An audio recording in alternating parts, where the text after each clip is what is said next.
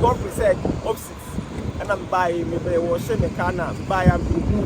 cinema wahana. Meaning na meaning the commaze I'll grab go be but commander now you know like a touch me kana me say me record the video cause it will be one idea or channel we swa or expect video be say if you continue me person me record the video that me fam brand. Na cinema we who so na me buy or was a car here juma na meaning nkomodi so oko UCC oko no bobo schools be na we some sense na at the same time it's no war in studio small studio here what's me recording juma manfo what's me yan like instrumentals master track and no me play no see me man like me say be an same beyond me man no kasa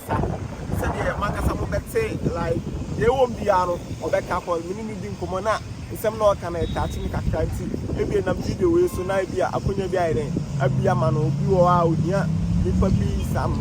like talent is an odia nti video bet me ayren am an chance kakra nti pacho u bet me okay dedi kan senior man meda was na mada ahwefo nyina so ase pacho me am gina hai medi ankasa de osai Samuel by din adodo na ade ni me the one na adwuma me yen so de concerning IT, digital, any other stuff concerning sound, new videos. Yeah, about the sound now.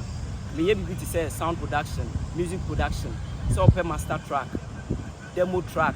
even the mastered instrumentals. Me video motion graphics, say cartooning, any video editing. About graphic designing, say be a pair billboard, and I say we say cover art. Advertisement, you know, to be. Like a normal abubosi. Also school bend use na dem. They call me you can say college of education. And I'm a distance course. College one use school in that show here. Who can na say one kasana. Your research na usia wa ade medasi dodo no ade make say me am effort me na me research deep and the issue ma ade na school no so no me so manage IT me ya yi na IT department me ho bo ti no so bo am ma bi hu ne ma okay na ade ntina uwie obi e wa wie you say you o ka ba cha de na wa person charge here. It's adding I say no on charge na what one can say what build studio at the same time so no work was I was be oh and no there because me kan yen same pi janya afi ne be kire nsem sese anase yes we are so open here open we ti before when you one side say open say bia ye ma it means free time bia me so benya o say me dey bi fufura be boa me mama chi na ma baha apepe e dey support you so free baby amama ti enya ne ma bia if say aduma na machines e just say bia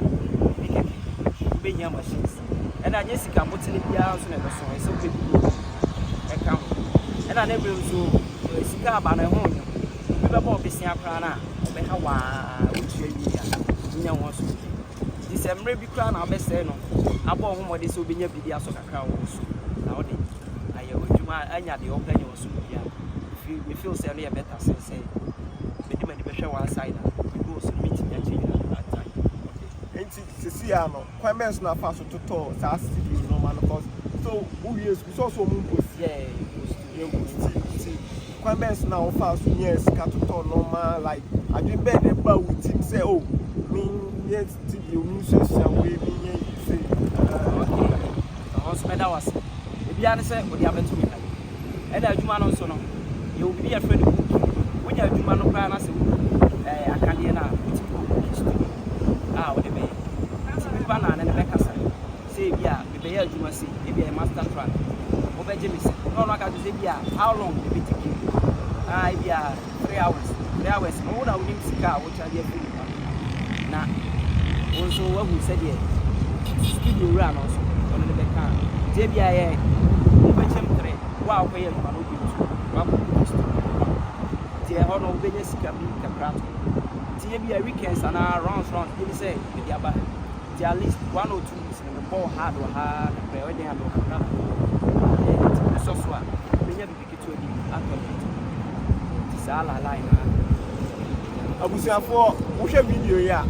no reason pa anti a buy am interview because also police senior college of education atable na o hwɛ upon school now ko eni na cause UCC school kese pa na definitely no o school na dem ka manfo ni ni o de ato nchen because we dipa dodo na why bia o mu hie sika se o mo pese o mo ne fa establish ade ba adwuma bi wo ba o se adwuma we Airtime o hye ba bia mekọ de nam ni we na enya ade a me ye kra na e be boa me ba o hwe a o se washing day o to da o ba washing day o nya sika na o de kakran kakran na o de to no ma cause washing bay ni die we ni dia ye temporary job or the pace kakra o nya sika ni via ya ka ni obe move forward enti reason panty a me interview no cause me ni di nkomo no na o keka no ma bebre cause o hwe adwuma o ya me we be living number na dey ato as cause me say ma mo hwe video o nipa do na o a o mo hia talent be say enti definitely no me sure so obetimi a WhatsApp na na say obetimi a so WhatsApp obetimi a WhatsApp na na obetimi a friend cause o share upon school our post still on post 2017 2018 no we school but still on nyam posting but to say no washing bay na sisi ya no wa otimi nyeska na the same time so otimi designs be otimi like otimi video editing be ya otimi normal be into hear talent ekida but see am ni internet here ya talent so pa timi so wo share video definitely so we nipa bi a wo talent pa ko sisi ya no waka ha na minche wa ha bebree akonze mi ankasa no me kwa na maba asa enti so wo aka ha na wo talent bi a opese amanfo do na hu die utimi ye ene na amanfo nyina hu die nipa no utimi ye enti se sia no de na obetimi aka che because me end video okay dem wo ka tra man sign say bibia ye ntoboase no so wan to bo a utimi ento boase emi na se awiye no ne asem ene youth na ya ba na e break se nya bia mo me ento ye bo ase kakra na e ba na adwuma nso a men kamfo me se nkyene kamfo no aje wan kasa wo ba na ado aso abeti ado enti e me ka che obi an se de ye tete ye ho ase e de se de ye nim de ho fa mo me enko ne sa na in case say obi so be nya me so be pema adwuma we WhatsApp line 020 34 74 123 020 34 74 123. Now oba me normal line direct line obenyamia 0544 96 44 10 0544 96 44 10 and handles no so oba TikTok one side 04 techintwi channel ha de me use me channel no say obi a what talent bia no or like all send me email techintwi@gmail.com definitely no me ankasa no